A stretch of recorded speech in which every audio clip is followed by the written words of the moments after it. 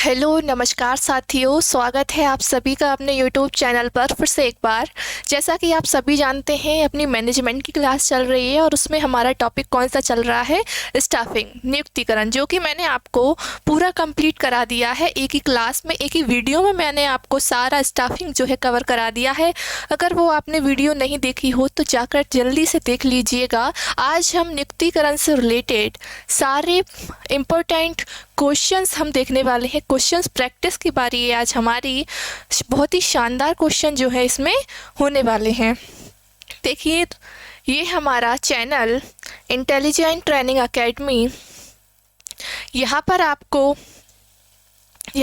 मैं मैनेजमेंट पढ़ाती हूँ। यहाँ और भी क्लासेस यहाँ पे ली जाती हैं। यहाँ पर मैथ भी यहाँ पर आपको जो है पढ़ाया जाता है बहुत अच्छी तरीके से। ये देखिए, ये है हमारा ऐप। गूगल प्ले स्टोर पर आपको हमारा ऐप मिल जाएगा। ITA गवर्नमेंट जॉब प्रिपरेशन, इस नाम से आपको ऐप मिल जाएगा। यहाँ पर पटवारी की टेस्ट सीरीज दी हुई है, वो जाके आप लगाइए, क्योंकि आपके साथ साथ तैयारी भी बहुत ज़रूरी है। आपको टेस्ट देना बहुत ज़रूरी हो जाता है जब आप पढ़ाई करते हो। ये हमारा है Telegram channel intelligent training academy, इसी नाम से हमारा क्या है, टेलीग्राम चैनल भी है। यहाँ पे आपको डेली क्लासेस PDF मिलती है, डेली क्लासेस नोटिफिकेशन मिलेगी, आपको एग्ज़ाम की नोटिफिकेशन मिलेगी, जितने भी एग्ज़ाम आपके होते हैं। ऑल इम्पोर्टेंट नोट्स आपके लिए, सारे इम्पोर्टेंट नोट्स जो होते हैं वो भी आपको इस चैनल पर प्रोवाइड करवाए जाते हैं। चलिए क्लास की तरफ हम बढ़ें। सबसे पहले हम नियुक्तिकरण की बात कर रहे हैं, तो नियुक्तिकरण के क्वेश्चन हम आज देख रहे हैं। नियुक्तिकरण का अर्थ क्या होता है? अगर बेसिक सी बात करें तो नियुक्तिकरण का एक छोटे शब्द में अर्थ, वाक्य में आपको बताऊं अर्थ, तो नियुक्तिकरण का अर्थ होता है सही पद पर सही व्यक्ति को रखना। सही पद पर सही व्यक्ति को रखना। अगर आप सही पद पे सही व्यक्ति को नहीं रखोगे तो आपका जो भी प्लानिंग होगी सब आपकी फेल हो जाएगी। लेकिन ये क्या है, प्रबंध का सबसे महत्वपूर्ण कार्य क्या है? नियुक्तिकरण जो है सब प्रबंध का सबसे महत्वपूर्ण जो कार्य है। देखिए, नियुक्तिकरण है क्या है, पूछा गया है। संगठन का भाग है, कर्मचारी प्रबंध का कार्य है, प्रबंध का कार्य है, या फिर ये सभी होगा। देखिए, नियुक्तिकरण जो है वो क्या है? देखिए दोस्तों, संगठन का भाग है। क्या है? संगठन का भाग है। संगठन में बहुत सारे लोग होंगे तो उनको क्या है, नियुक्त किया जाता है। क्या? उनको नियुक्त किया जाता है कि वो सही पद पर सही कार्य कर रहे हैं। कर्मचारी प्रबंध कार्य, कर्मचारी प्रबंध कार्य, कर्मचारी को यहाँ पे काम होता है, कर्मचारी इसमें होते हैं, मैनेजमेंट किया जाता है। प्रबंध का कार्य, नियुक्तिकरण प्रबंध का कार्य ही तो है। अपना पहला कौन सा प्रबंध का कार्य हो गया? नियोजन हो, प्लानिंग की सबसे पहले हमने, उसके बाद क्या पढ़ा? संगठन पढ़ा। संगठन के बाद आया है क्या? नियुक्तिकरण। क्या? नियुक्तिकरण। अब हम देखेंगे तो प्रबंध का कार्य क्या है? नियुक्तिकरण। तो ये सभी के सभी नियुक्तिकरण है, या तीनों ही क्या है? नियुक्तिकरण है। यानी ऑप्शन नंबर डी आपका सही आंसर होगा।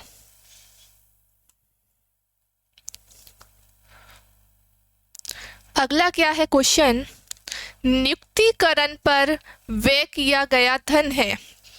नियुक्तिकरण पर जो धन व्यय किया गया है वो कैसा है, बताइए। धन की बर्बादी होगी, या आवश्यक है, या फिर विनियोजन है, या इनमें से कोई नहीं। देखिए, नियुक्तिकरण पर जो व्यय किया गया है वो कैसा है? विनियोजन। यानी उस पे क्या, विनियोजन पे खर्च नहीं किया जाता, इस पर क्या, इन्वेस्ट किया जाता है। इस बाद में हमें फल इसका मिलता है। अच्छे लोग अच्छे से कार्य करते हैं, है ना। सही पद पर सही लोग होंगे तो वो कैसा, सही कार्य करेंगे। तो क्या है, नियुक्तिकरण व्यय किया गया धन क्या है? इन्वेस्ट है।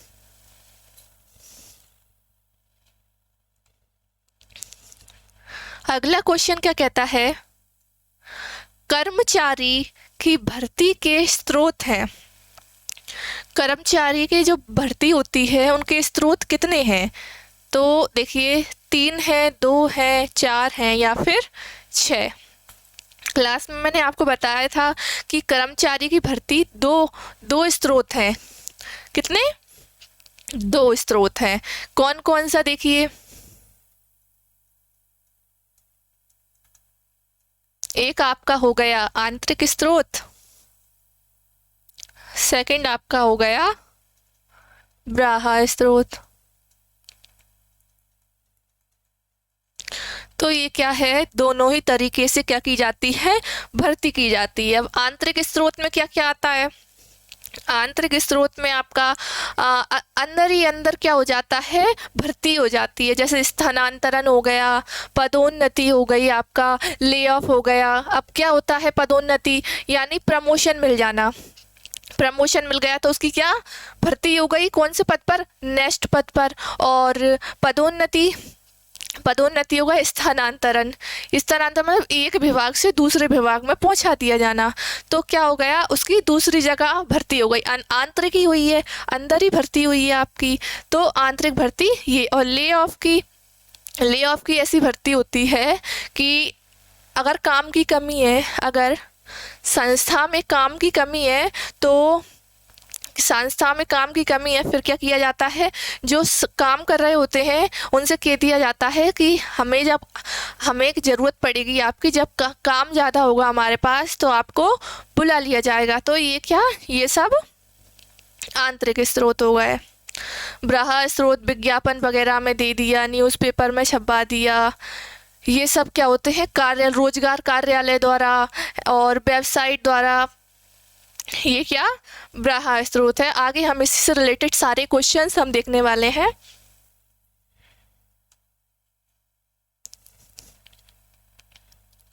देखिए अगला क्वेश्चन है अपना, प्रशिक्षण की विधियां हैं। प्रशिक्षण की विधियां कौन कौन सी हैं बताना है हमें। प्रशिक्षण का एक मतलब देखिए आप, प्रशिक्षण को हम किस नाम से जानते हैं, ट्रेनिंग के नाम से इसको हम जानते हैं। ट्रेनिंग, आपने ये वर्ड तो सुना ही होगा। प्रशिक्षण अगर नहीं सुना हो तो ट्रेनिंग तो आपने ज़रूर कहीं ना कहीं ये सुना होगा। विधियां देखते हैं, सिखाना, कार्य पर प्रशिक्षण, प्रशिक्षुता, प्रशिक्षण और यह है सभी। देखिए प्रशिक्षण में क्या किया जाता है, सिखाया जाता है, कोचिंग दी जाती है। मतलब वो कोई कार्य कर रहा होता है और कार्य करते करते उस क्या एक व्यक्ति के अंडर में वो काम करता है, कोई एक व्यक्ति उसे निर्देशित करता है, उसका मार्गदर्शन करता है, क्या वो उसे सिखाता है काम में, क्या सिखाना इसकी विधि है। कार्य पर प्रशिक्षण यानी कार्य करते समय क्या उसकी ट्रेनिंग देना, ये क्या हो जाएगा आपका कार्य पर प्रशिक्षण। अब ये प्रशिक्षण क्या होता है, ये देखिए अगर इसकी बात करें तो ये काम जो ये ट्रेनिंग जो है बहुत दिन में जो इंसान है वो सीखेगा। जैसे लोहार आपका हो गया, बढ़ई हो गया और कारपेंटर, ये सब अलग अलग जो जिनमें मेहनत ज़्यादा लगती है, इनको सीखने में क्या है थोड़ा टाइम लगता है। इसके लिए एक भारत में क्या एक अधिनियम भी बना हुआ है। भारत में क्या एक अधिनियम बना हुआ है, शिक्षार्थी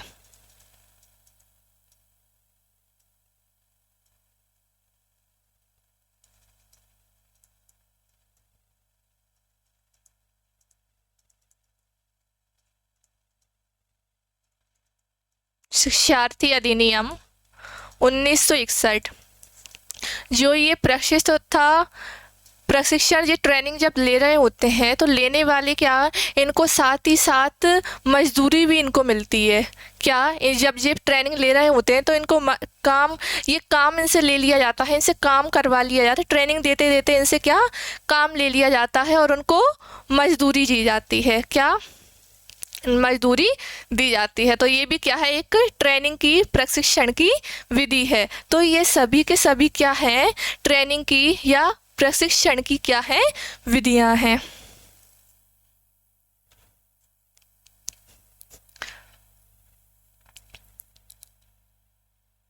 अगला क्वेश्चन, नियुक्तिकरण उत्तरदायित्व है।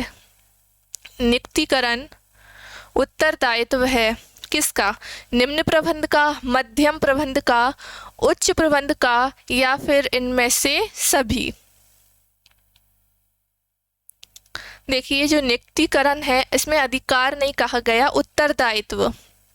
नियुक्तिकरण उत्तरदायित्व पूछा गया है।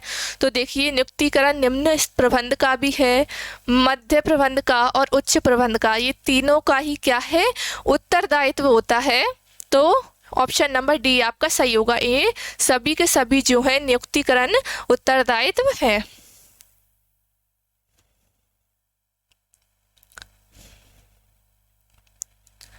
नियुक्तिकरण कार्य अधीनस्थ प्रबंधकों की भर्ती, चयन, विकास, प्रशिक्षण एवं क्षतिपूर्ति से संबंधित है। नियुक्तिकरण किससे, जो कर्मचारी हैं वो प्रबंधकों की भर्ती, चयन, प्रशिक्षण, चयन, विकास और क्षतिपूर्ति से ये क्या है, नियुक्तिकरण संबंधित है। अब ये परिभाषा किसने दी है, ये परिभाषा किसने दी है, थियो हेमन ने दी है, डाइमर ने दी है, हेनरी फ्योल ने दी है, या फिर FW टेलर ने दी है। तो देखिए ये परिभाषा जो है, ये परिभाषा दी थी थियो हेमन ने। किसने, थियो हेमन ने। आपको ये अच्छे से याद करना है, ये परिभाषा इनकी याद करनी है, ये इम्पोर्टेंट है।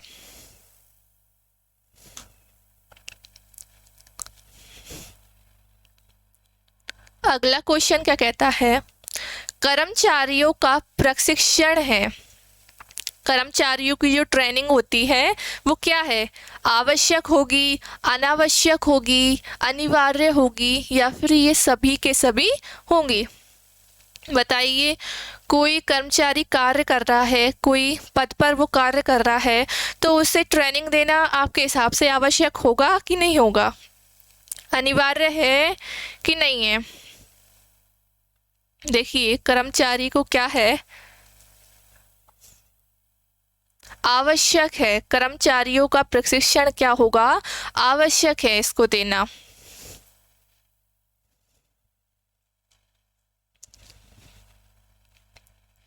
अगला क्वेश्चन देखते हैं, प्रशिक्षण एक खाली स्थान प्रक्रिया है।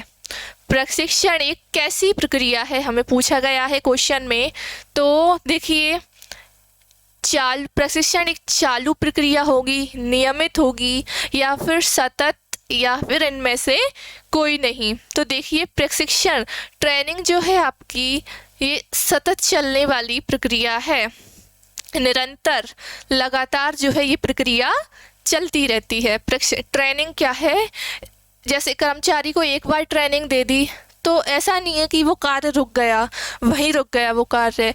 क्या होता है, ट्रेनिंग जो कर्मचारी जो काम कर रहे हैं, अधीनस्थ कर्मचारी, उनको बार बार ट्रेनिंग दी जाती है, यानी ये लगातार चलती रहती है। ये क्या है, सतत कार्य है।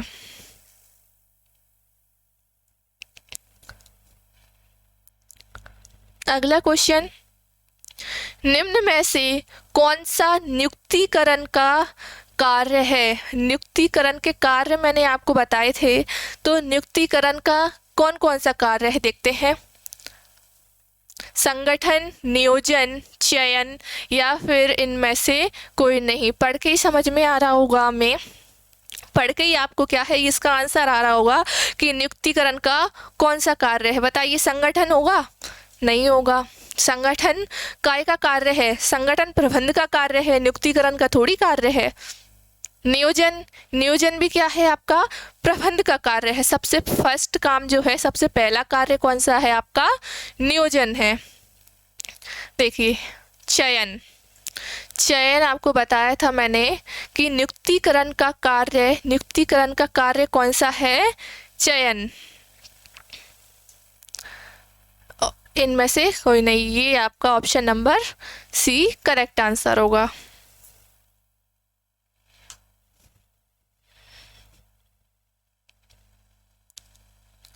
अगला क्वेश्चन देखते हैं। मानव संसाधन प्रबंध में शामिल है। मानव संसाधन प्रबंध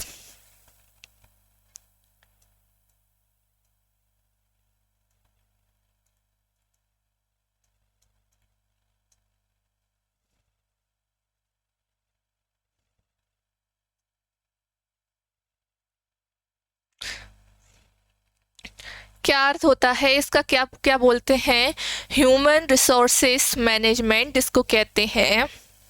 देखिए इसका काम क्या होता है, इसका काम होता है अच्छे, मतलब जो जगह है संस्था में, संगठन संस्था में जितनी भी जगह हैं, जो खाली पद है जहाँ पर ज़रूरत है उनको ढूंढने का, व्यक्तियों को ढूंढने का कार्य कौन करता है? ये मानव संसाधन प्रबंध करता है। यानी मानवीय संसाधनों की खोज कौन करता है? मानव संसाधन प्रबंध। और ये किसके अंतर्गत होता है? ये कौन देख रेख करता है इसकी? तो वो करता है ह्यूमन रिसोर्सेस मैनेजर। कौन करता है? Human resources manager. मानव संसाधन प्रबंधक की देखरेख में ये कार्य होता है। जैसे भर्ती हो गया, प्रशिक्षण हो गया, चयन हो गया, विकास हो गया, ये सब किसकी देखरेख में होता है?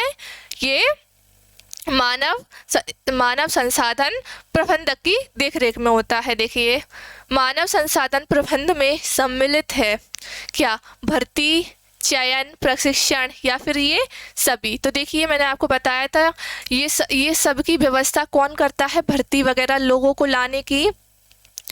ये भर्ती, चयन, प्रशिक्षण, यानी ऑप्शन नंबर डी आपका सही आंसर होगा। मानव संसाधन प्रबंध में ये सभी के सभी जो है सम्मिलित हैं।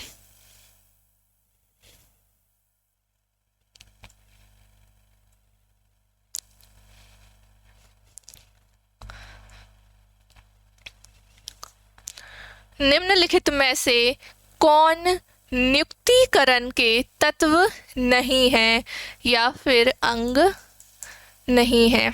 नियुक्तिकरण का कौन से कार्य दिए हुए हैं, हमें तत्व दिए हुए हैं, उनमें से कौन सा नहीं है?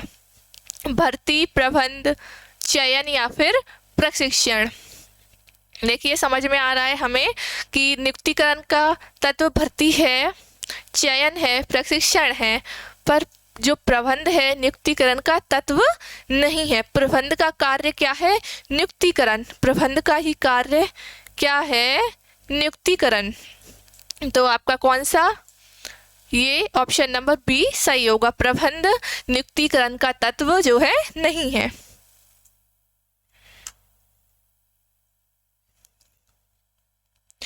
नियुक्तिकरण होता है, क्या होता है नियुक्तिकरण? क्वेश्चन पूछा गया है कि नियुक्तिकरण जो है क्या होता है? नियोजन करना होता है, नियंत्रण करना या फिर निर्देशित करना या फिर व्यक्तियों को कार्य पर लगाना। मैंने बताया आपको नियुक्तिकरण का क्या मतलब होता है? सही पद पर सही व्यक्तियों को रखना। यानी व्यक्तियों को अपन कार्य पर लगा रहे हैं, तो व्यक्तियों को कार्य पर लगाना क्या होता है? नियुक्तिकरण होता है। यानी ऑप्शन नंबर डी।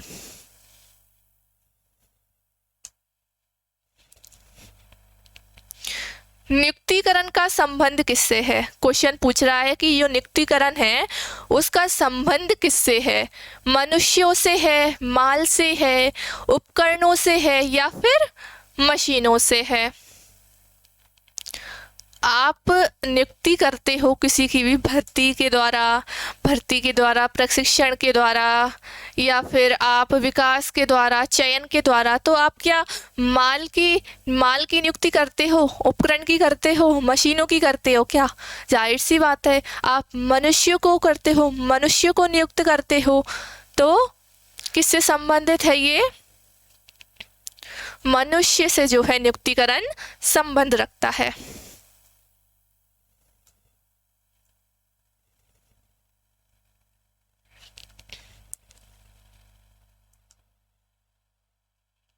देखिए क्वेश्चन नंबर 13 है, कर्मचारियों का चयन होता है। कर्मचारियों का चयन होता है, बताइए निम्न श्रेणियों के अधिकारियों का, या फिर मध्यम श्रेणियों के अधिकारियों का, या फिर उच्चतम श्रेणियों के अधिकारियों का, या फिर ये सभी। कर्मचारियों का चयन होता है पूछा गया है, तो देखिए निम्न श्रेणियों के अधिकारियों का भी इसमें चयन होता है। मध्यम श्रेणी के जो अधिकारी होते हैं इसमें चयन उसका भी होता है, उन कर्मचारियों का भी होता है।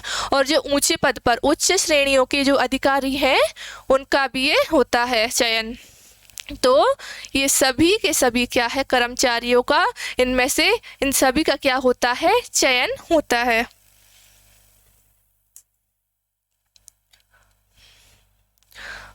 क्वेश्चन नंबर 14, भर्ती के स्रोत के अंतर्गत आते हैं। भर्ती के स्रोत आपको बताए थे, उनके अंतर्गत आते हैं।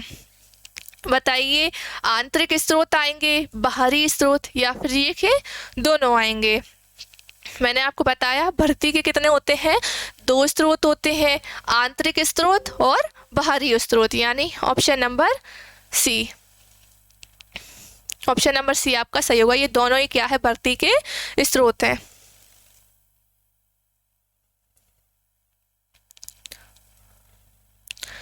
क्वेश्चन नंबर 15 में हम देखें, नियुक्तिकरण प्रक्रिया के कितने कदम हैं, या फिर आप कदम की जगह तत्व कह लो, अंग कह लो, या फिर नियुक्तिकरण प्रक्रिया के कितने कार्य हैं। तो 2, 5, 7 या फिर होंगे 8। देखिए नियुक्तिकरण प्रक्रिया के कितने कदम हैं, नियुक्तिकरण प्रक्रिया के टोटल 8 हैं, जिनमें सबसे फर्स्ट अगर हम बात करें तो कौन सा होगा,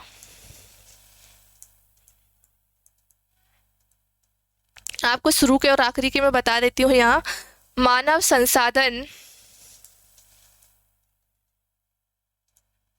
नियोजन, दूसरा होगा आपका, दूसरा क्या होगा, पदमुक्ति। अब सबसे पहला जो कार्य है मानव संसाधन नियोजन, इसमें ढूंढा जाता है कि संस्था में कौन कौन सी जगह जो है कर्मचारियों की आवश्यकता है, और कौन से कार्य की आवश्यकता है, कैसे व्यक्तियों की इसमें आवश्यकता है। तो ये सब किसके अंतर्गत किया जाता है, इसकी प्लानिंग मानव संसाधन नियोजन के अंतर्गत। और सबसे आखिरी 8वां पद जो होगा वो आपका होता है पदमुक्ति, रिटायरमेंट। मतलब सारा काम होने के बाद वो रिटायरमेंट ले लेना, पदमुक्ति। और आगे हम इसके देखेंगे कार्य।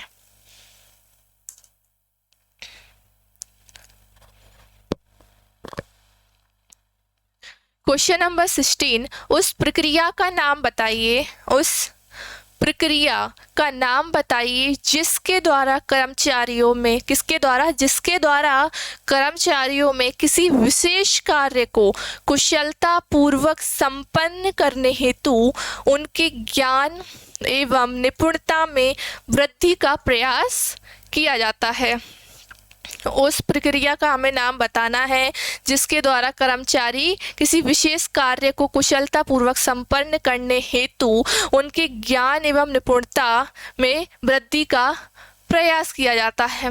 बताइए भर्ती में किया जाएगा, चयन में किया जाएगा, प्रशिक्षण में किया जाएगा, या फिर किसी में नहीं किया जाएगा।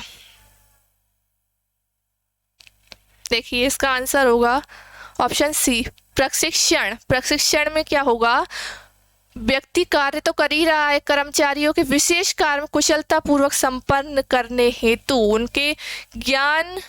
उनका ज्ञान बढ़ाया जाता है, उनकी निपुणता बढ़ाई जाती है, उनका क्या ज्ञान और निपुणता की क्या वृद्धि करने का प्रयास किया जाता है। किसके अंतर्गत, ट्रेनिंग के अंतर्गत। ट्रेनिंग उनको दी जाती है। इससे ट्रेनिंग से क्या होता है, उनमें ज्ञान आता है, निपुणता आती है, उन सबका क्या विकास होता है।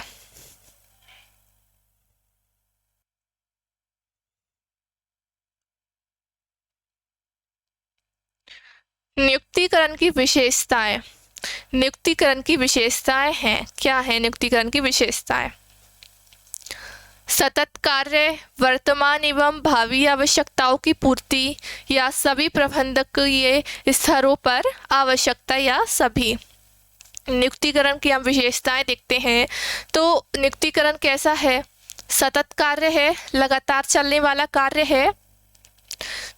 किसी न किसी संस्था में जगह खाली होती रहती है, एक बार नियुक्ति कर ली तो ज़रूरी नहीं है वही कर्मचारी आपके हमेशा के लिए परमानेंट रहेंगे, कुछ रह भी जाते हैं अगर अच्छे होंगे तो, पर ज़्यादातर तो क्या होता है कि उनको पद से हटा दिया जाता है, उनका स्थानांतरण कर दिया जाता है ना, उनकी पद मुक्ति हो जाती है। तो ये सब क्या है, नियुक्तिकरण का कार्य चलता रहता है, तो ये सतत कार्य है। दूसरा क्या है, वर्तमान एवं भावी आवश्यकताओं की पूर्ति। वर्तमान में और भविष्य में जो आवश्यकताएं होंगी उनकी पूर्ति क्या करता है, नियुक्तिकरण। ये भी इसकी विशेषता है।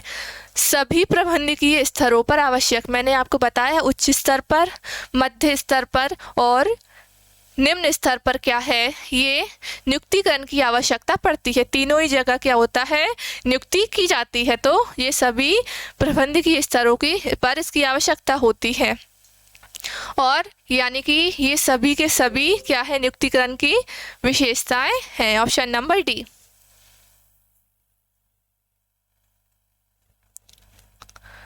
विकास, विकास का उद्देश्य है।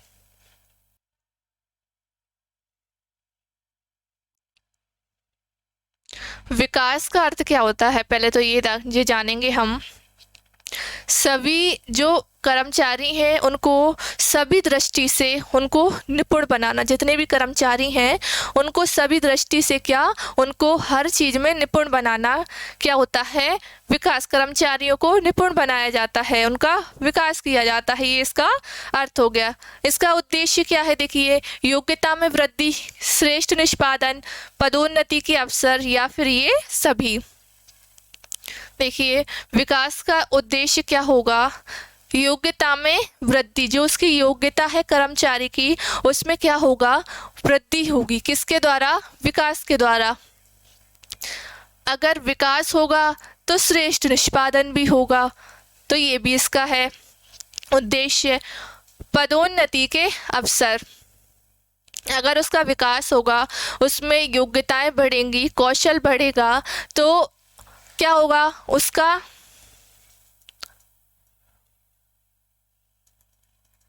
प्रमोशन होगा। अगर अच्छा कार्य कोई करेगा तो उसका क्या होगा, प्रमोशन होगा, पदोन्नति के उसके अवसर दिखेंगे। यानी कि ये सभी के सभी जो है क्या है, विकास के उद्देश्य हैं।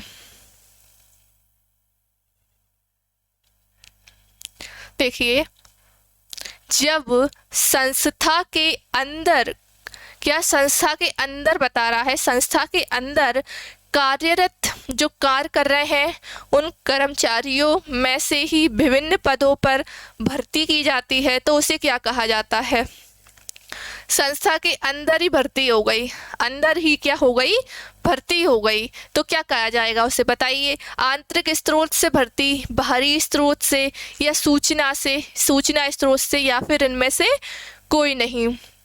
देखिए, जब संस्था के जो अंदर कार्य लोग कर रहे हैं, जो कर्मचारी अंदर ही संस्था में काम कर रहे हैं और जो उनके विभिन्न पदों पर भर्ती की जाती है, उन्हीं की क्या है, दूसरे पद पर उनको बैठा दिया जाता है, दूसरे पद पर उन्हें पहुंचा दिया जाता है। अंदर कार्यरत यानी क्या, अंदर तो आंतरिक, अंदर कर्मचारी हैं उसको दूसरे पे हस्तांतरित कर दिया, तो आंतरिक स्रोत से ये भर्ती हुई।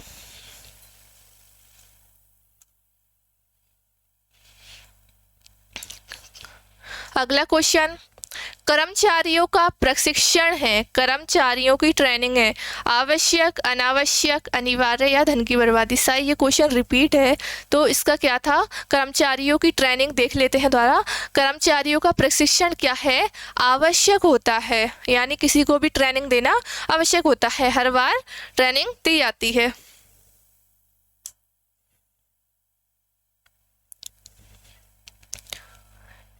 निम्न में से कौन सा नियुक्तिकरण का कार्य नहीं है, हमें ये कार्य दिए हुए हैं और हमें बताना है कि नियुक्तिकरण का इनमें से कौन सा कार्य नहीं है। नियोजन, भर्ती, चयन, प्रशिक्षण। साफ साफ हमें दिख रहा है कि नियोजन जो है नियुक्तिकरण का कार्य नहीं है। ये काय का कार्य है? ये प्रबंध का कार्य है। किसका कार्य है? प्रबंध का। सबसे पहले प्लानिंग की जाती है मैनेजमेंट में, ठीक। चयन, भर्ती, चयन, प्रशिक्षण, ये सभी क्या है? नियुक्तिकरण का कार्य है।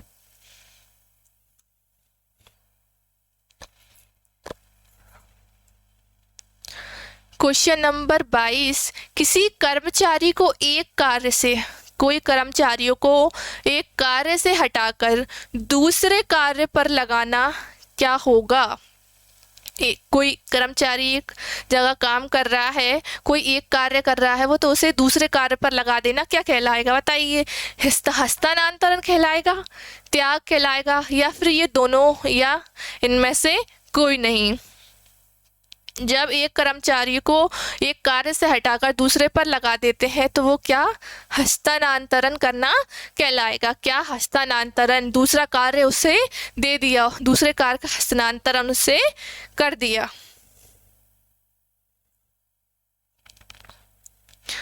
क्वेश्चन नंबर 23, चयन की प्रकृति होती है। चयन की प्रकृति किस तरह की होती है साथियों? तो पॉजिटिव होगी, नेगेटिव, दोनों, या फिर इनमें से कोई नहीं? तो देखिए, जो चयन की प्रक्रिया या चयन की जो प्रकृति है दोस्तों, वो कैसी होती है? नकारात्मक। क्या? नेगेटिव, नकारात्मक जो है उसकी प्रकृति होती है।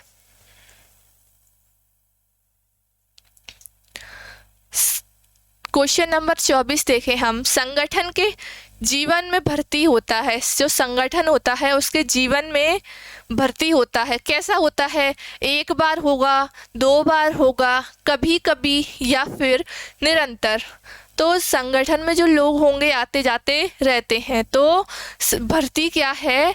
होती रहती है। भर्ती क्या रुकती है क्या कभी? भर्ती का कार्य लगातार चल रहा है। एक बार पटवारी का आपकी भर्ती आ गई, पटवारी की भर्ती आ गई, तो बताइए क्या वो मतलब जो जब भी आएगी तो वो क्या नहीं आएगी? रुक गई, या 2 बार आएगी, या कभी कभी? क्या है? संगठन के जीवन में भर्ती कैसी होती है? निरंतर। एक पद, मतलब पद खाली होते रहते हैं इसमें, किसी न किसी वजह से, स्थानांतरण के द्वारा हो गया, या कोई ढंग से काम नहीं कर रहा है ना, तो इससे क्या होता है? लोग हट जाते हैं, दूसरी लोग आते रहते हैं, तो भर्ती क्या है? निरंतर चलती रहती है।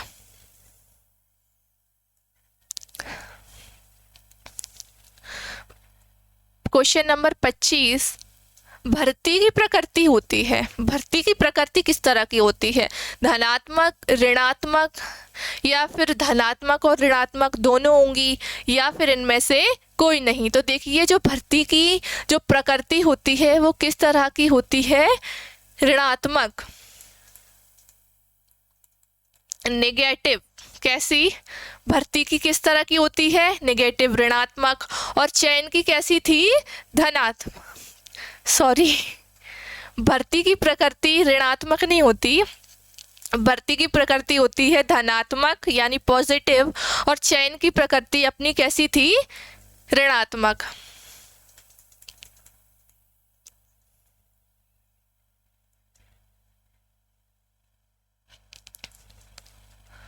क्वेश्चन नंबर 26 हम देखें। कर्मचारियों के विकास में सम्मिलित है। क्या कर्मचारियों के विकास में क्या सम्मिलित है? पदोन्नति, स्थानांतरण, प्रशिक्षण, या फिर ये सभी? कर्मचारियों का विकास किससे होगा? कर्मचारियों का विकास से संबंधित पूछा गया है, तो विकास किस तरह से होगा? प्रमोशन से। प्रमोशन से क्या होगा? उन कर्मचारियों का विकास होगा। तो ऑप्शन नंबर ए, क्या? पदोन्नति।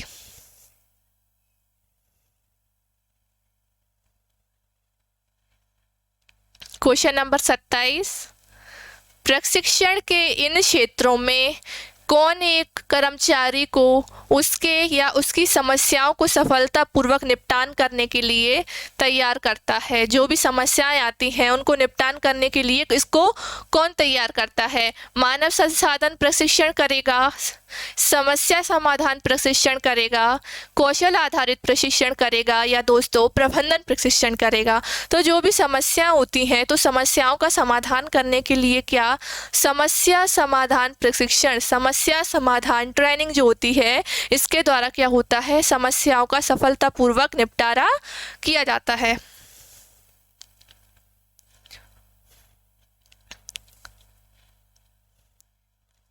क्वेश्चन नंबर 28, एक संगठन निम्न में से कौन सा कार्य कर्मचारियों के कौशल और क्षमताओं को बढ़ाता है? एक जो संगठन है वो कौन सा कार्य है इनमें से कि कर्मचारियों का कौशल और क्षमता वो दोनों बढ़ाता है? स्थानांतरण, ये स्थानांतरण है, प्रशिक्षण बढ़ाएगा, प्रवेशन या फिर विकास। कर्मचारियों का क्या कौशल और क्षमताओं को बढ़ाता है। क्या बढ़ाएगा? प्रशिक्षण। प्रशिक्षण क्या करेगा? कर्मचारियों के कौशल और क्षमताओं को बढ़ाएगा। कैसे? उनको ट्रेनिंग दी जाती है बीच बीच में, हर बार निरंतर ट्रेनिंग की कैसी प्रक्रिया है, निरंतर ये चलता रहता है।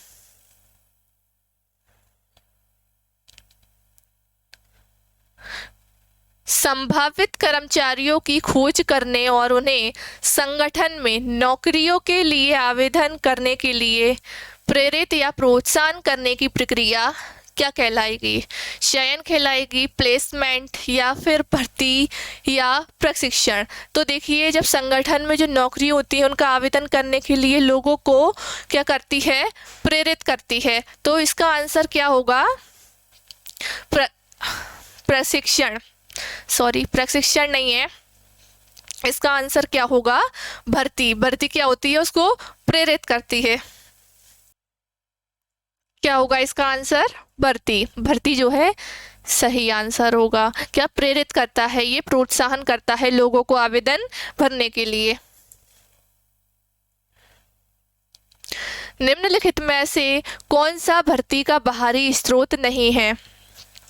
जो भर्ती कितने स्रोत हैं उसके? 2। अब इसमें से बताना है बाहरी स्रोत जो है कौन सा नहीं है। विज्ञापन, रोजगार कार्यालय, या पदोन्नति, या फिर सीधी भर्ती। देखिए, बाहरी स्रोत जो होगा आपका वो होगा नहीं है। कौन सा बाहरी स्रोत नहीं है? पदोन्नति। पदोन्नति क्या है? अंदर ही अंदर पदोन्नति इसमें हो जाती है, कार्यालय कंपनी के अंदर। तो ये कैसी भर्ती है? ये आंतरिक भर्ती है। किस तरह की दोस्तों? आंतरिक भर्ती है ये।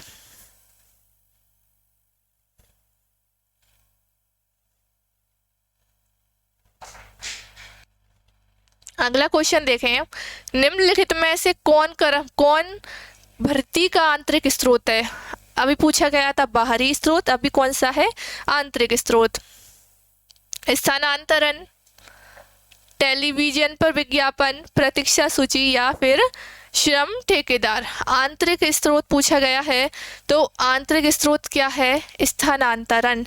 ट्रांसफर हो जाता है। ट्रांसफर क्या होता है? कार्यालय एक विभाग से दूसरे विभाग में उसको पहुंचा दिया जाता है। तो क्या ट्रांसफर उसका हो जाता है? तो ये कैसा होगा?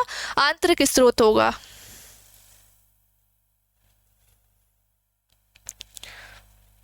अगला क्वेश्चन, नियुक्तिकरण के महत्वपूर्ण पहलुओं में शामिल है। नियुक्तिकरण के जो महत्वपूर्ण पहलुओं में शामिल है क्या?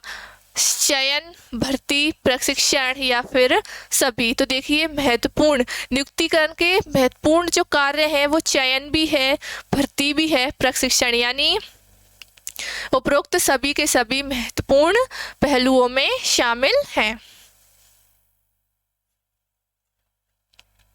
अगला क्वेश्चन, पदोन्नति कर्मचारियों का खाली स्थान का स्थानांतरण है। पदोन्नति कर्मचारियों का खाली स्थान का स्थानांतरण है। कैसा? ऊर्ध्वाधर, समतल, अधोमुखी, या फिर कोई नहीं। तो देखिए, ऊर्ध्वाधर ऐसा होता है ऊपर, की ओर जाना। तो पदोन्नति यानी उनका प्रमोशन हो जाता है, तो वो एक पद से ऊंचे पद पर पहुंच जाते हैं। तो कैसा पदोन्नति, उनका क्या हो गया, प्रमोशन हो गया। तो कैसा है, पदोन्नति कर्मचारियों का ऊर्ध्वाधर का स्थानांतरण है। अगला क्वेश्चन, भर्ती प्रक्रिया की खोज की जाती है। जो भर्ती प्रक्रिया है उसकी खोज की जाती है वरिष्ठ कर्मचारियों की, सेवानिवृत्ति कर्मचारियों की, भावी कर्मचारियों की, या फिर विशिष्ट कर्मचारियों की। तो देखिए भर्ती प्रक्रिया में क्या किसकी खोज की जाती है, भावी कर्मचारियों की। कैसे, भावी कर्मचारियों की इसमें खोज की जाती है। देखिए क्वेश्चन नंबर 34, पदोन्नति का अर्थ है, प्रमोशन का क्या मतलब है, पूछा गया है पदोन्नति का क्या मतलब है। किसी कर्मचारी को उच्च पद पर स्थानांतरित करना, उच्च जिम्मेदारियों को सौंपना, स्थिति में वृद्धि, या फिर सभी के सभी पदोन्नति का अर्थ है। तो देखिए किसी कर्मचारी, जब उसका प्रमोशन हो जाता है किसी कर्मचारी का, तो उच्च पद पर स्थानांतरित करना, ये प्रमोशन कर दिया जाता है उसका, किसी ऊंचे पद पर स्थानांतरण कर दिया जाता है। और अगला क्या है, उच्च जिम्मेदारियां, जब उसका प्रमोशन होगा तो उसका क्या पद ऊंचा होगा, और पद ऊंचा होगा तो उसे जिम्मेदारियां भी उसे ज़्यादा रहती हैं। जिम्मेदारियां तो रहती हैं पर इसे सुविधाएं भी तो बहुत मिलती हैं। देखिए स्थिति में वृद्धि, इसकी स्थिति में क्या होगा, वृद्धि होती है पदोन्नति से, यानी ये सभी के सभी पदोन्नति का अर्थ है, पदोन्नति का मतलब है। अभिरुचि परीक्षाएं संबंधित है। जो अभिरुचि परीक्षा है ये क्या है, अभिरुचि जो परीक्षा है वो किससे संबंधित है, बुद्धिमत्ता से, रुचि से, व्यापार से, या फिर कौशल से। तो देखते हैं अभिरुचि परीक्षा जो होती है ये चयन में होती है, क्या चयन में होती है। इससे ये देखा जाता है कि कर्मचारी की रुचि किस प्रकार के कार्य में है और किस प्रकार के कार्य में उसकी रुचि नहीं है। जिसकी अगर उसी की रुचि कोई काम में है तो उसे वो काम दिया जाता है, जिसमें अगर उसकी रुचि नहीं है तो नहीं दिया जाता। अगर उसकी रुचि अगर है उस काम में तो वो क्या होगा, वो अच्छे से कार्य करेगा क्योंकि उसकी वो रुचि का कार्य है। तो अभिरुचि परीक्षा किससे, रुचि से संबंधित है, किससे, रुचि से।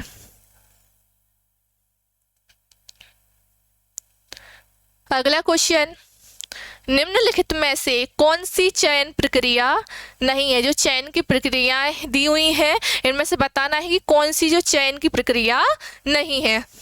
साक्षात्कार यानी इंटरव्यू, संदर्भों की जांच करना, मनोवृत्ति उन्नयन, चिकित्सा परीक्षण। तो देखिए चयन में क्या होता है, लिखित परीक्षाएं भी होती है और इंटरव्यू भी इसका होता है।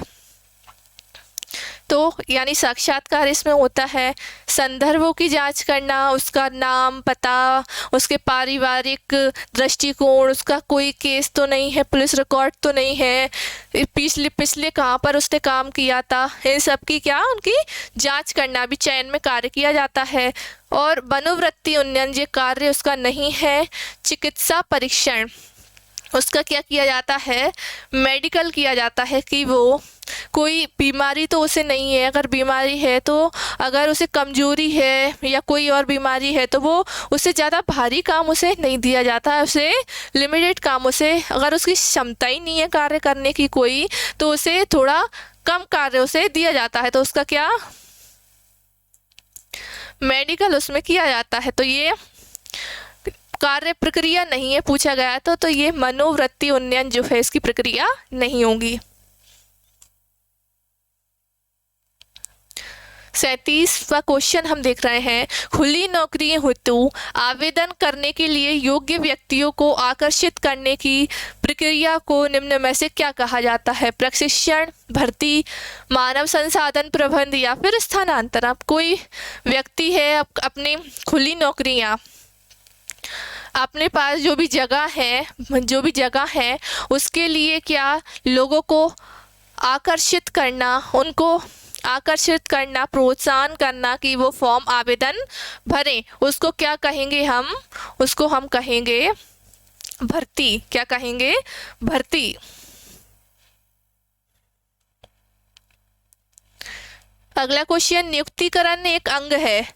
नियुक्तिकरण काय का अंग है पूछा गया है। मानव संसाधन प्रबंध का ये अंग है, या फिर वित्तीय प्रबंध का अंग है, या विपणन प्रबंध का, या फिर इनमें से किसी का ये अंग नहीं है। तो नियुक्तिकरण देखिए किसका अंग है? मानव संसाधन प्रबंध का। नियुक्तिकरण किसके अंतर्गत की जाती है? HRM के द्वारा, ह्यूमन रिसोर्सेज मैनेजर के द्वारा ये इसके अंतर्गत की जाती है। तो क्या होगा? मानव संसाधन प्रबंध का नियुक्तिकरण अंग है।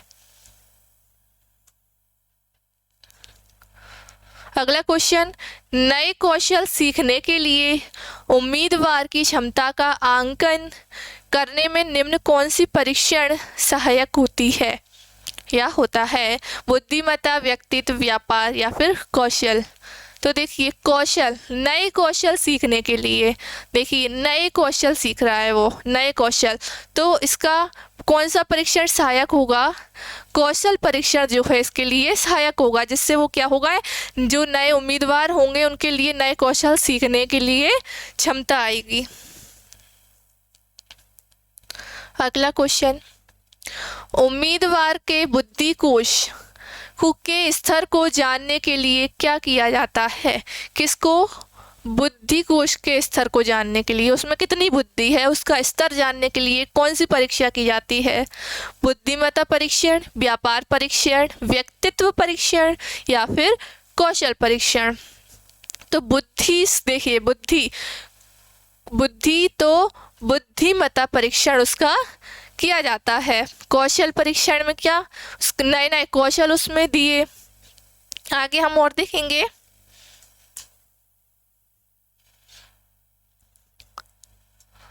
यह उम्मीदवार के मानवीय व्यवहार को जानने हेतु किया जाता है।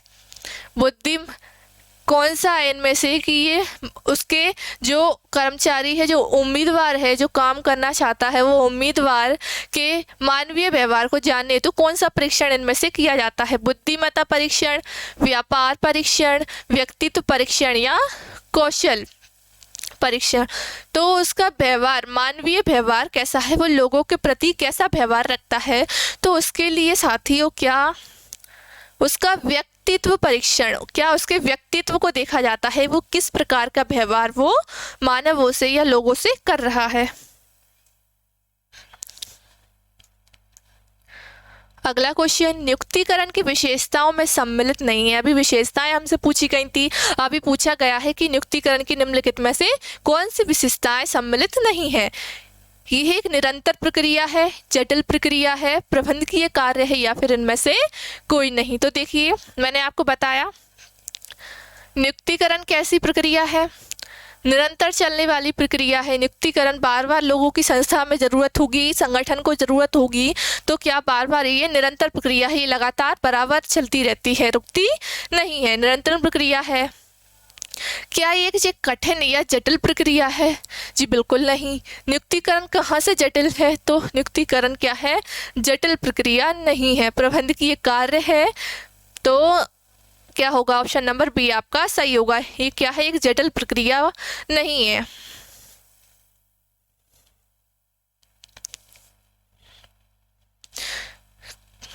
निम्न में से किस पद्धति का कार्यालय के बाहर प्रशिक्षण का उपयोग किया जाता है? क्या कौन से किस पद्धति का कार्यालय का बाहर प्रशिक्षण का उपयोग किया जाता है? कार्यालय के बाहर ट्रेनिंग दी जाती है।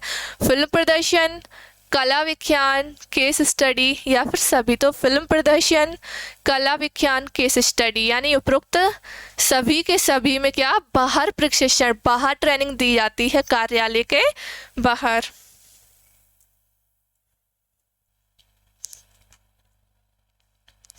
अगला क्वेश्चन हम देखें, ऑन द जॉब विधि है। पहले तो अर्थ देख लेते हैं हम कि ऑन द जॉब विधि जो होती है उसका क्या अर्थ होता है। उसका अर्थ होता है कि जब करो तब सीखो, जब करो तब सीखो इसका अर्थ होता है। देखिए कैसी विधि है, कार्य शिक्षण की, कार्य बदली की, अभिविन्यास प्रशिक्षण की, या फिर सभी की सभी। तो देखिए जो ऑन द जॉब विधि है ये क्या है, कार्य शिक्षण की भी है, कार्य बदली की भी है, अभिविन्यास प्रशिक्षण की, यानी ऑप्शन नंबर डी आपका सही होगा। यह तीनों की तीनों क्या है, ऑन द जॉब विधि है।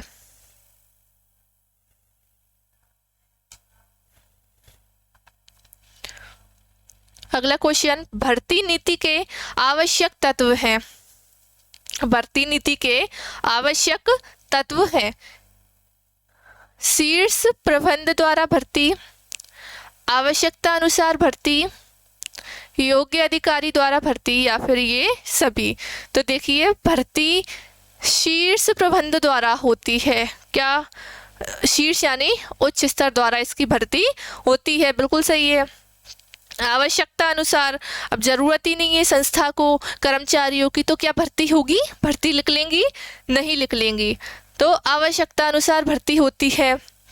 योग्य अधिकारी, कोई ऐरा गैरा अधिकारी है उससे भर्ती करवाएंगे, नहीं करवाएंगे। योग्य होगा, जो योग्य अधिकारी होगा क्या होगा, संस्था में योग्य अधिकारी होगा उसके द्वारा क्या होती है, भर्ती होती है। तो यानी ऑप्शन नंबर डी, यानी सभी के सभी भर्ती नीति के आवश्यक तत्व हैं। अगला क्वेश्चन, स्थानांतरण भर्ती का स्रोत है। स्थानांतरण भर्ती का स्रोत है, कैसा स्रोत है स्थानांतरण, बाह्य स्रोत, आंतरिक स्रोत, दोनों, या इनमें से कोई नहीं। तो मैंने आपको बताया स्थानांतरण क्या होता है, अंदर कार्यालय के अंदर ही क्या होता है, भर्ती ये हो जाती है, स्थानांतरण भर्ती हो जाती है। तो क्या, आंतरिक स्रोत। Question number option number B आपका सही आंसर हो जाएगा। स्थानांतरण भर्ती कैसी है, कैसा स्रोत है, आंतरिक स्रोत है, अंदर ही अंदर क्या इसमें भर्ती हो जाती है। अगला क्वेश्चन, निम्न में से कौन सी भर्ती के आंतरिक स्रोतों से होने वाली हानि नहीं है। आंतरिक स्रोत से होने वाली हानि नहीं है।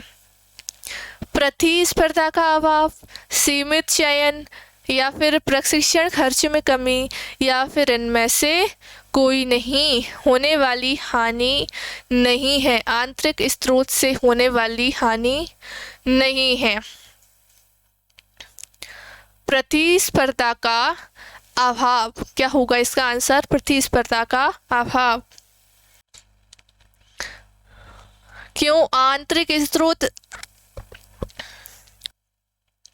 सीमित चयन, अगर अंदर ही अंदर आंतरिक स्रोत क्या होता है, अंदर ही चयन हो जाता है, अंदर ही भर्ती हो जाती है, तो सीमित चयन होगा। और जो खर्च होगा एक्स्ट्रा, प्रशिक्षण खर्च में कमी होगी। क्यों, जो नए नए अधिकारी आएंगे तो उनको क्या ट्रेनिंग देनी पड़ती है। अब जो पहले से ही संस्था में है, पहले से ही संस्था में है, तो वो क्या, उनको ट्रेनिंग नहीं देनी पड़ती।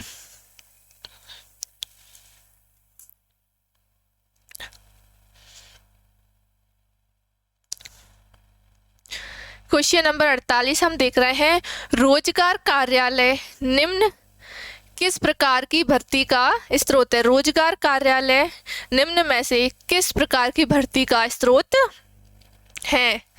आंतरिक, बाह्य, या दोनों, या इनमें से कोई नहीं। तो देखिए जो रोजगार कार्यालय, इसमें ये भर्ती कैसे होती है। रोजगार कार्यालय में जो लोग बेरोजगार होते हैं वो लोग अपना नामांकन करा देते हैं, और जिनको ज़रूरत होती है, जिनको संस्था में ज़रूरत होती है, तो ये रोजगार कार्यालय में जाकर लोगों से संपर्क करते हैं, और जो उस लायक होते हैं भर्ती के, उन्हें भर्ती उसे चयन कर लिया जाता है, अन्यथा नहीं। तो ये कैसी, बाह्य, ये कैसा, बाह्य भर्ती है, बाह्य भर्ती है।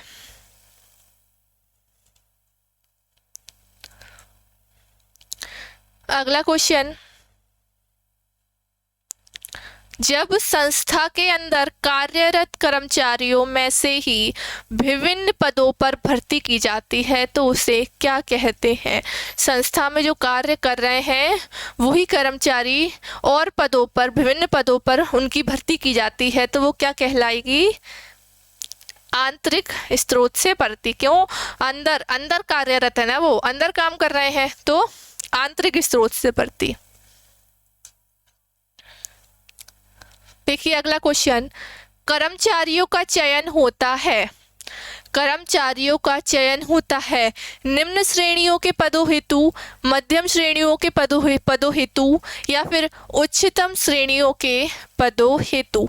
तो देखिए इसमें भी कर्मचारियों का चयन होता है, मध्यम श्रेणियों में भी होता है और उच्चतम श्रेणी जो होती है उनके पदों हेतु भी कर्मचारियों का चयन होता है। यानी ऑप्शन नंबर डी, यानी सभी पदों हेतु कर्मचारियों का चयन इसमें होता है।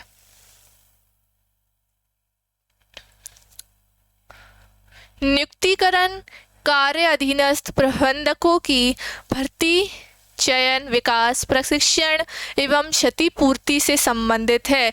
ये कथन किसका है या ये परिभाषा किस वैज्ञानिक ने दी है? थियो हेमन ने दी है, हेनरी फ्योल ने दी है, डायमंड ने या फिर एफ.डब्ल्यू. टेलर ने? तो देखिए ये परिभाषा दी थी थियो हेमन ने, आपको याद रखना है ये परिभाषा किसने दी थी? थियो हेमन ने। अगला क्वेश्चन, कार्य निष्पादन के मूल्यांकन का उद्देश्य क्या है? जो कार्य निष्पादन होता है उसके मूल्यांकन का उद्देश्य क्या है? ये निर्धारित करना कि कर्मचारी चयनित पद पर ठीक से कार्य कर रहा है अथवा नहीं, ये क्या है इसका उद्देश्य है। अगला क्या है? यह निर्धारित करना कि कर्मचारी चयनित पद पर अपने कार्य की पूर्ति में कितना सफल है, ये भी क्या है इसका कार्य निष्पादन का मूल्यांकन उद्देश्य है। यह मूल्यांकन करना कि उच्च अधिकारी अधीनस्थ कर्मचारी से कितना खुश है, ये भी इसमें किया जाता है। यानी ये तीनों के तीनों क्या है इसका उद्देश्य है, कार्य निष्पादन के मूल्यांकन का ये सभी के सभी क्या हैं? उद्देश्य हैं।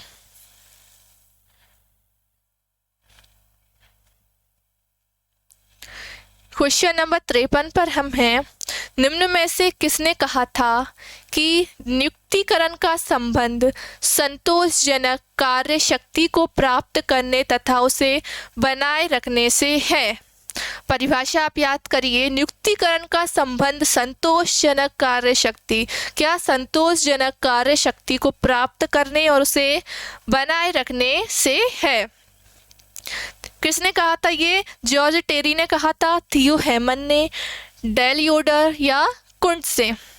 तो देखिए ये परिभाषा किसने दी है? जॉर्ज टेरी ने। किसने? टेरी ने ये जो है परिभाषा दी है।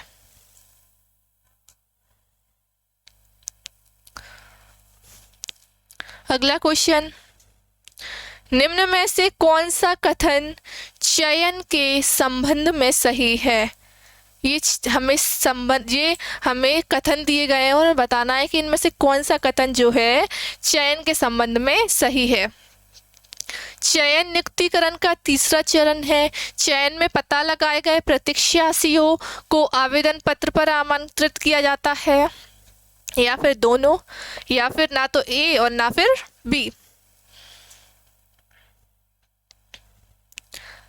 चयन नियुक्तिकरण का तीसरा चरण है, बिल्कुल सही है।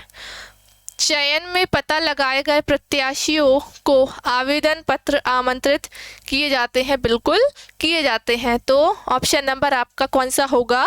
सी, यानी ए और बी ये दोनों ही क्या है, इनके संबंध ये क्या है, कथन सही है।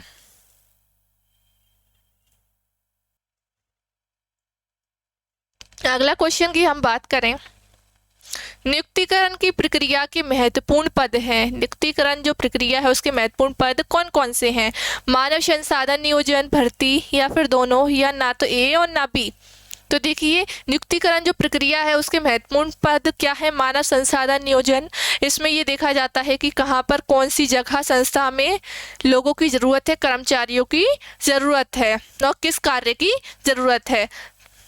भर्ती में जो कौन कौन इच्छुक है कार्य करने के, उनको संस्था में खोजने का काम भर्ती के द्वारा किया जाता है। यानी ऑप्शन नंबर सी, ये दोनों ही क्या है, महत्वपूर्ण प्रक्रिया पद हैं नियुक्तिकरण प्रक्रिया के।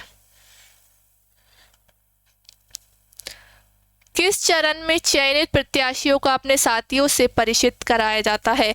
कौन से चरण में चयनित, जो भी चयन होते हैं, जो जिनका चयन होता है, उन प्रत्याशियों को अपने साथियों से परिचित कराया जाता है? आगमन तथा विस्थापन में कराया जाता है, प्रशिक्षण एवं विकास में, या फिर निष्पादन मूल्यांकन, या फिर पदमुक्ति में? तो देखिए, जो आगमन तथा अविस्थापन जो चरण है, उसमें क्या किया जाता है, जो वो चयनित होके आता है तो उसे संस्था से परिचित कराया जाता है, साथ ही संस्था के जो साथी होते हैं उनसे परिचित कराया जाता है और बताया जाता है क्या क्या कार्य इसमें होता है, कब कब आपको छुट्टी लेनी है, कितनी आपको सैलरी मिलेगी, ये सब किसके अंतर्गत, आगमन तथा अविस्थापन में किया जाता है। नियुक्तिकरण का 8वां चरण कौन सा है?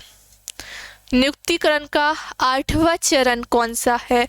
पदमुक्ति, स्थानांतरण, भर्ती, या कोई नहीं? तो देखिए, नियुक्तिकरण का सबसे पहला कार्य कौन सा था, मानव संसाधन नियोजन।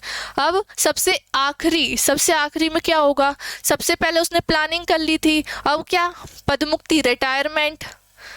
पदमुक्ति, ऑप्शन नंबर ए, पदमुक्ति, रिटायरमेंट क्या है, नियुक्तिकरण का 8वां पद है। अगला क्वेश्चन, निम्न में से कौन सत्य है? हमें ये कथन दिए गए हैं, हमें बताना है इनमें से कौन सा सत्य है। प्रशिक्षण एवं विकास नियुक्तिकरण प्रक्रिया का 5वां चरण है, बिल्कुल है। इसके अंतर्गत अधीनस्थ कर्मचारियों को उनके विकास के लिए प्रशिक्षण प्रदान किया जाता है, बिल्कुल उनके विकास के लिए, उनके योग्यता, उनके कौशल के लिए क्या, उनको ट्रेनिंग दी जाती है।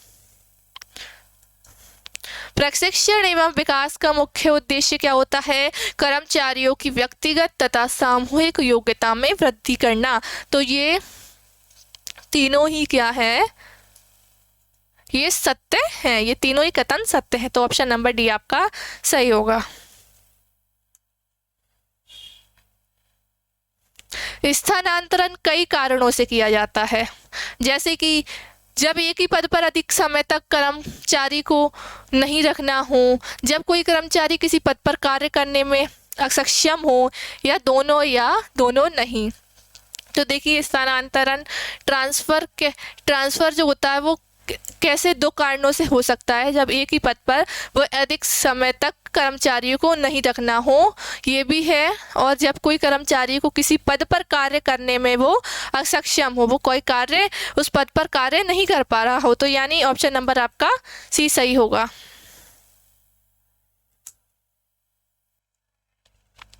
अगला क्वेश्चन, निम्न में से कौन मानव संसाधन प्रबंध की आवश्यकता नहीं है? मानव संसाधन प्रबंध की आवश्यकता कौन सी नहीं है? संगठन की बढ़ती हुई जरूरतों को पूरा करने के लिए, मानव संसाधन लागत में वृद्धि करने के लिए, व्यवसाय के अप्रचलन को रोकने के लिए, या फिर संगठन द्वारा निर्धारित उद्देश्यों की प्राप्ति करने के लिए। आवश्यकता, देखिए, मानव संसाधन प्रबंध की आवश्यकता नहीं है, क्या होगा, मानव संसाधन लागत में वृद्धि करने के लिए। क्या, मानव संसाधन लागत में वृद्धि क्यों करेंगे, तो लागत में वृद्धि करने के लिए ये आवश्यकता मानव संसाधन प्रबंध की नहीं है। निम्न में से कौन मानव संसाधन प्रबंधन की आवश्यकता नहीं है? ये शायद क्वेश्चन हो गया है।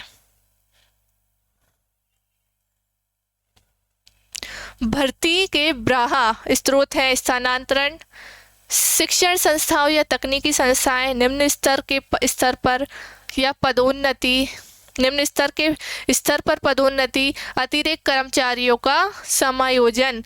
भर्ती के बारह स्रोत पूछा गया है, तो शिक्षण संस्थाओं या तकनीकी संस्थाओं द्वारा भर्ती होती है, तो वो क्या होंगे, क्या होगा, भर्ती के जो है ब्राहा स्रोत है।